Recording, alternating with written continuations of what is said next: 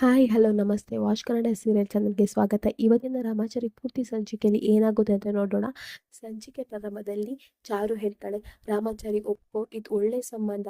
ನಾನು ಏನಾದರೂ ಮಾಡ್ತಿದ್ದೇನೆಂದ್ರೆ ಅದಕ್ಕೆ ಕಾರಣ ಇದ್ದೇ ಇರ್ತದಲ್ವ ರಾಮಾಚಾರಿ, ದಯಮಾಡಿ ಒಪ್ಕೋ ಅಂತ ಕೇಳ್ಕೊಳ್ತಾಳೆ. ಆಗ ರಾಮಾಚಾರಿ ಹೇಳ್ತಾನೆ, ಆಯಿತು ಮೇಡಮ್, ನೀವು ಇಷ್ಟೆಲ್ಲ ಹೇಳ್ತಿದ್ದೀರಂದ್ರೆ ಅದರಲ್ಲೊಂದು ಅರ್ಥ ಇದೆ. ಆಯಿತು ಮೇಡಮ್, ನಾನು ಒಪ್ಕೊಳ್ತೇನೆ ಈ ಮದುವೆಗೆ ಅಂತ ಹೇಳಿ ಶ್ರುತಿ ಹತ್ರ ಕೇಳ್ತಾನೆ.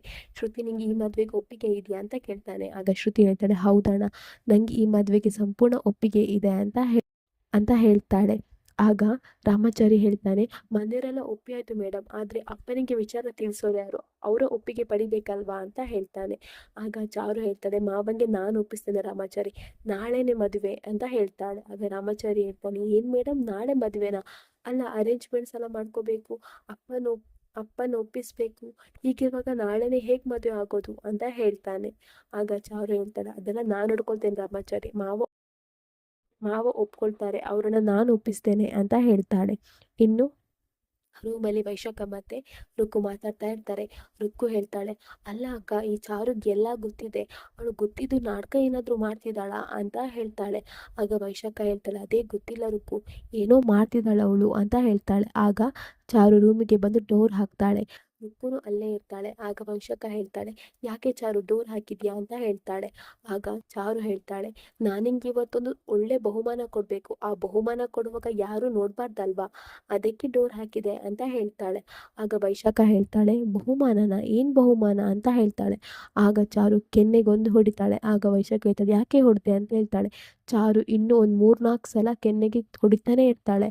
ಹೊಡೆದು ಹೇಳ್ತಾಳೆ, ನನಗೆ ತೊಂದರೆ ಕೊಟ್ಟಿದ್ದಿ, ಪರವಾಗಿಲ್ಲ, ನಾನು ಅದನ್ನು ಸಹಿಸ್ಕೊಂಡೆ, ತುಂಬಾ ಕಷ್ಟಕೊಟ್ಟೆ, ಅನುಭವಿಸಿದೆ, ಎಲ್ಲಾನು ಸಹಿಸ್ಕೊಂಡೆ, ಆದರೆ ನೀನು ಈ ಮನೆ ಮಗಳು ಶ್ರುತಿ ಜೀವನನ ಹಾಳು ಮಾಡಿದ್ಯಾ ಅಲ್ವಾ, ನಿನ್ನ ನಾನು ಬಿಟ್ಟೇನೇನೆ ಅಂತ ತಿಳ್ಕೊಂಡು ತುಂಬಾ ಹೊಡಿತಾಳೆ.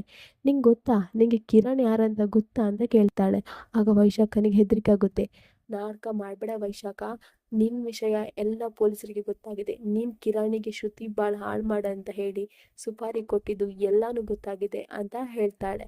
ಆಗ ವೈಶಾಖಕ್ಕೆ ತುಂಬ ಭಯ ಆಗುತ್ತೆ. ಆಗ ಚಾರು ಹೇಳ್ತಾಳೆ, ರುಕು, ಇವಳು ಎಂಥವಳಂತ ನಿಂಗೆ ಗೊತ್ತಾಗಬೇಕು, ಇವಳು ಈ ಮನೆ ಸೊಸೆ ಆಗೋಕ್ಕೆ ಯೋಗ್ಯತೆನೇ ಇಲ್ಲ ಇವಳಿಗೆ, ಮನೆ ಸೊಸೆ ಆದವಳು ಮನೆ ದೀಪ ಬೆಳಗಿಸುವ ಕೆಲಸ ಮಾಡಬೇಕು, ಆದರೆ ಇವಳೇನು ಮಾಡ್ತಿದ್ದಾಳೆ ಗೊತ್ತಾ ನಿಂಗೆ ರುಕು, ನಿನಗೆ ಗೊತ್ತಾಗಲಿ ಅಂತ ಹೇಳ್ಕೊಂಡು ನಿನ್ನ ಎದುರಿಗೆ ಇವಳಿಗೆ ನಾನು ಹೊಡೆದೆ.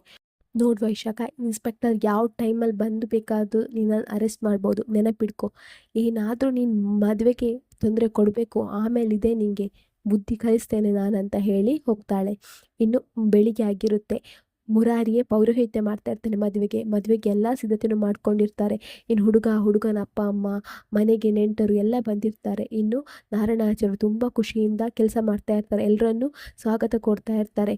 ಇನ್ನೆಲ್ಲರೂ ಹೇಳ್ತಾರೆ, ಇಷ್ಟು ಬೇಗ ಯಾಕೆ ಮದುವೆ ಮಾಡ್ತಿದ್ದೀರಾ, ಅದು ಒಂದೇ ದಿನದಲ್ಲಿ ಅಂತ ಹೇಳ್ತಾರೆ. ಆಗ ನಾರಾಯಣಾಚಾರ್ಯರು ಹೇಳ್ತಾರೆ, ಕಂಕಣ ಬಲ ಕೂಡಿ ಬಂದಿದೆ, ಹಾಗಿರುವಾಗ ನಾವು ಮದುವೆ ಮಾಡಲೇಬೇಕಲ್ವಾ ಅಂತ ಹೇಳ್ತಾರೆ.